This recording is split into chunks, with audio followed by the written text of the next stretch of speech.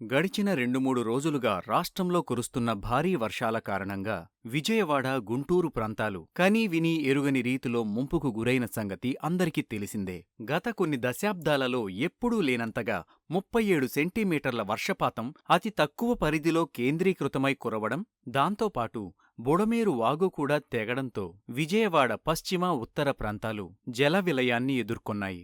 మరొకవైపు కృష్ణా జలాల వినియోగంలో ఎగువ రాష్ట్రాలు ఎక్కువగా ఆధారపడడం, అనేక డ్యాంలు ఉండడంతో దిగువన ఉన్న ప్రకాశం బ్యారేజీ నుండి నీటి విడుదల కావడం ఏనాడైనా చూడగలమా అనుకుంటున్న నేపథ్యంలో ఎగువ రాష్ట్రాల్లో కురిసిన వర్షాలతో పాటు తెలంగాణ, ఆంధ్రప్రదేశ్ రాష్ట్రాలలోని కొన్ని ప్రాంతాలలో కేంద్రీకృతమై జరిగిన జల విస్ఫోటనం కారణంగా ప్రకాశం బ్యారేజీలోకి అత్యధిక స్థాయిలో నీరు చేరడం మొదలైంది. 100 ఏళ్ల కాలంలో కేవలం 2 సార్లు మాత్రమే 10 లక్షల క్యూసెక్కుల నీరు ప్రకాశం బ్యారేజీలోకి చేరగా, ఈసారి అంతకంటే ఎక్కువగా దాదాపు 11 లక్షల క్యూసెక్కుల నీరు ప్రకాశం బ్యారేజీలోకి చేరడంతో ప్రకాశం బ్యారేజీలోని అన్ని గేట్లు నిరంతరం తెరిచే ఉంచడం జరుగుతోంది. దాంతోపాటు ప్రకాశం బ్యారేజీలోకి ప్రమాదవశాత్తు కొట్టుకు వచ్చిన ఇసుక బోట్లు 69వ గేట్ను ఢీకొనడంతో బ్యారేజీకి స్వల్పంగా బీటలు వారడంతో ప్రకాశం బ్యారేజీ భద్రతపై అనుమానాలు రేకెత్తాయి. ఈ కారణంగా ముందస్తు జాగ్రత్తగా ప్రభుత్వం ప్రకాశం బ్యారేజీ నుండి రాకపోకల్ని నియంత్రించింది.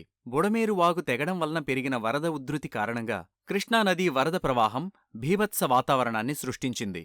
ఈరోజు మధ్యాహ్నానికి వరద ప్రవాహం బాగా పెరిగి రైలు వంతెన, రోడ్డు వంతెనలను తాకుతూ ప్రజలను భయాందోళనలకు గురిచేసింది. ఈ క్రమంలో విజయవాడలోకి రైళ్లు, వాహనాల రాకపోకలు కొంతసేపు ఆగిపోవలసి వచ్చింది.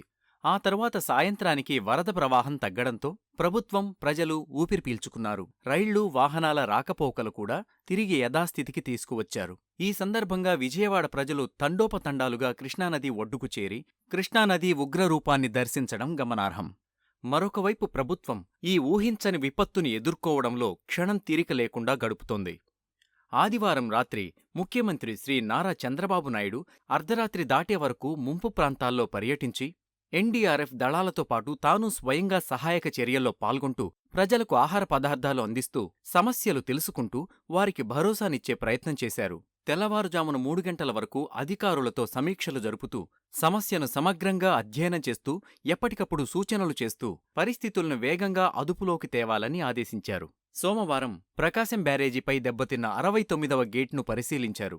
అటుపై తిరిగి ముంపు ప్రాంతాలను సందర్శించి సహాయక చర్యలు జరుగుతున్న తీరు గురించి ప్రజలను అడిగి తెలుసుకున్నారు. పరిస్థితులన్నీ అదుపులోకి వస్తున్నాయని, ప్రజలు భయపడాల్సిన అవసరం లేదని చంద్రబాబు నాయుడు వారికి భరోసా కల్పించారు. చంద్రబాబు నాయుడు మాత్రమే ఇలాంటి విపత్కర పరిస్థితుల్ని ఎదుర్కోవడంలో సమర్థులని ప్రజలు మాట్లాడుకోవడం గమనార్హం.